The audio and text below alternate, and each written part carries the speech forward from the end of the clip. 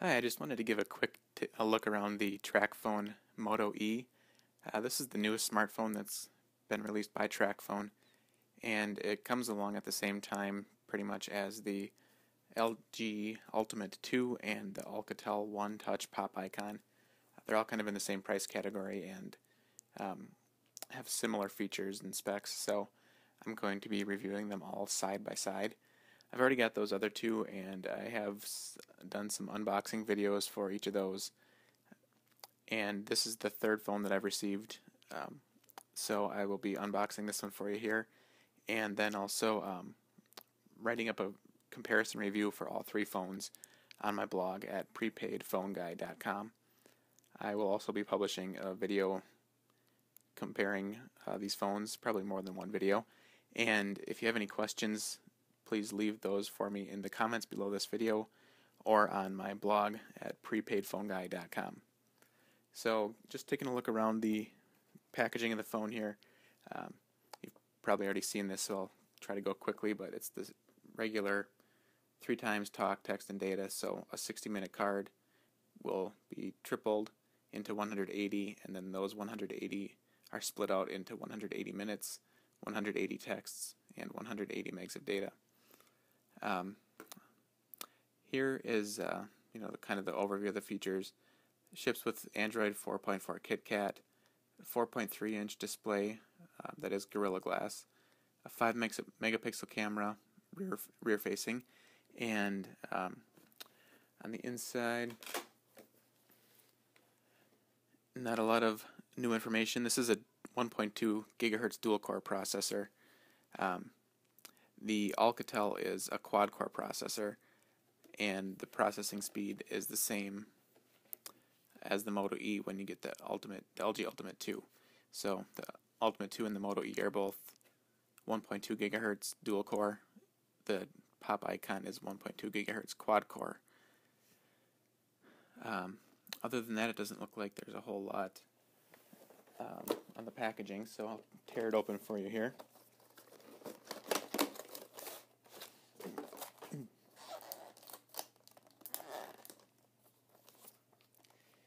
So we've got the regular start guide and the Moto E services guide from TracFone, and an overview of TracFone service on the Android side of things.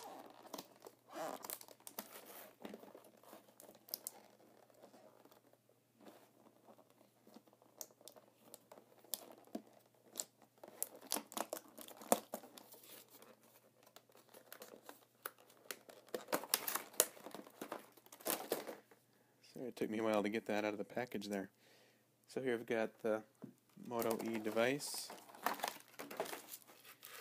regular plastic rear battery cover, and white battery charger.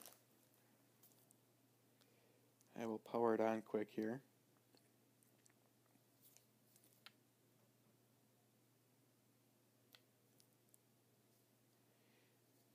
And actually, it looks like this one I might not be able to power on. The battery is pre-installed, and there's actually on the back there, it's the battery is sealed in place on the Moto E. I kind of forgot about that, but I suppose being that it was plugged in during the entire time it was in the package, there's not enough juice left there to power it on. I'll see if I can power it up at least and maybe come back with a quick edit before I finish off the video. But just taking a look around the device here, there is micro SD card slot, and the phone does not ship with that card, so that'll have to be a separate purchase for you. On the top of the screen is your 3.5mm standard headphone jack.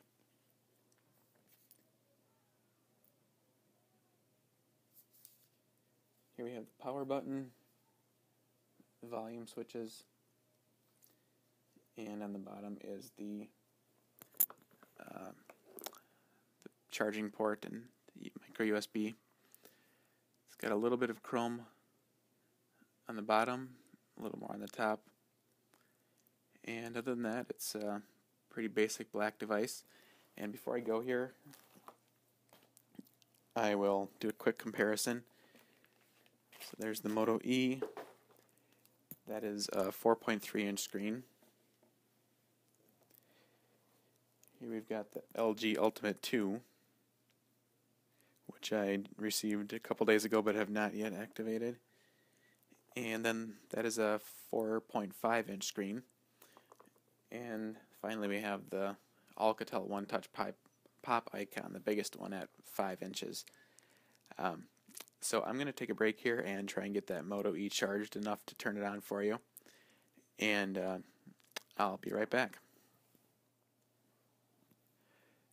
Alright, I did get a chance to power on the Moto E, and it looks like I actually just didn't previously press the power button, either not strong enough or not long enough, because I've only had it plugged in for a couple minutes here and already the battery is at half full, so it looks like the phone actually shipped with enough juice to power on the device. And just to give you a sense of the screen size on those three devices, I'll power them all on at once. So you can see it's quite a bit more real estate on the screen of this one, a little bit more on the Ultimate 2, and then really between these two, between the Moto E and the Ultimate 2, I'm not sure you're going to notice a big difference. The Alcatel pop icon is definitely a bigger screen. And the other thing that I thought was notable as far as the design of the phones is the use of the home row. On the pop icon, you have 3 buttons, but they're all capacitive touch. So you've got your menu, your home, and your back button. And just actually in case you're wondering, the lock screen on the icon there is a third-party custom lock screen that I just threw on there just to test it out. Then getting back to the buttons on the Ultimate 2 here, you have the back and the menu button that are capacitive touch buttons, but the home button is actually a hardware button, so it's something that clicks and you can feel it as you run your finger over it. And on the Moto E, it's completely different than either of those. That row of home buttons, the menu, the home, and the back button, will all disappear when they're not needed. And I'm sure each application is free to treat this differently. But here you can see that home row of buttons is not on the screen anywhere. And this down here is actually, the Chrome is just, looks like it's probably just the microphone. So once I hit the start button here and it moves forward through the activation process, then those buttons come back on the screen. So that's just something that's a little bit different design element there. And I'm thinking that it probably saves a little bit of space on the phone because those buttons are incorporated into the screen. It's going to look maybe a little cleaner on the design, and might be take up a little bit less space on the frame of the phone, on the bezel.